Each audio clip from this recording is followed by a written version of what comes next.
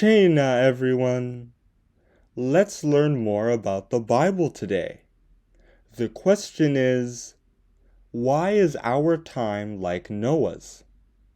In Luke chapter 17, verses 26 to 27, Jesus said that the time we're living in is similar to that of Noah.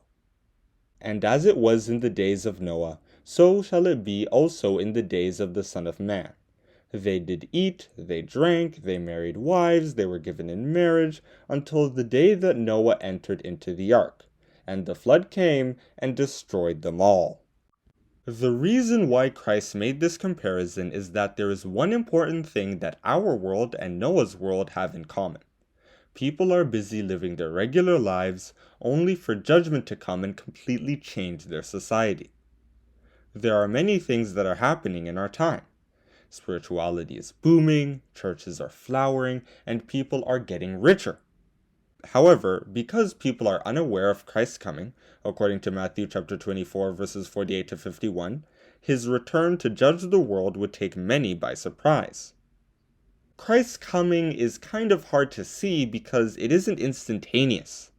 His work is like a seed that gradually grows, as Jesus himself said in Matthew chapter 13, verses 31 to 32. His kingdom isn't a physical thing. It is built in people's hearts. As it was said in Luke, and when he was demanded of the Pharisees when the kingdom of God should come, he answered them and said, The kingdom of God cometh not with observation. Neither shall they say, Lo here or lo there, for behold, the kingdom of God is within you. Luke chapter 17, verses 20 to 21. In Noah's time, the flood didn't instantly appear.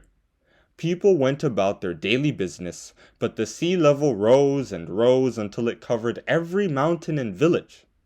Similarly, for over 1,800 years after Christ left, people have done all kinds of things with Christianity. They built churches, set up customs and traditions, and made alliances with political leaders, according to Revelation chapter 18, verses 2 to 3. However, since the Renaissance, science and secularity have come in like a flood, slowly eating away at people's faith. Those who've built their faith on customs and traditions are being swept away by this flood, and their spirituality is evaporating. All this is happening because Christ wants to refine his church and keep only those who have his spirit within them, according to Zechariah chapter 13, verse 9. These people will build their faith on wisdom and a sincere love for God, and they'll continue believing in God because they have built a spiritual ark to protect themselves. As Paul said, See then that ye walk circumspectly, not as fools, but as wise, redeeming the time, because the days are evil. Wherefore be ye not unwise, but understanding what the will of God is. Ephesians chapter 5, verses 15 to 17. Also, as it was said in Proverbs, The name of the Lord is a strong tower. The righteous runneth into it and is safe. Proverbs chapter 18, verse 10. The word Jehovah isn't going to save you from danger, so the phrase, the name of the Lord, means the knowledge of God, which does save you from eternal damnation, just like Noah and his family were saved from drowning.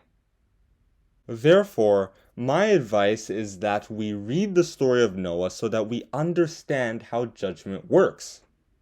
Our world seems pretty normal, but in reality, as we speak, the universe is going through some of the biggest changes it's ever seen.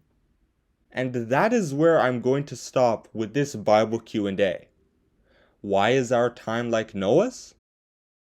Our world is like Noah's because slowly but surely, our world is being judged, and we are going to be given what we deserve.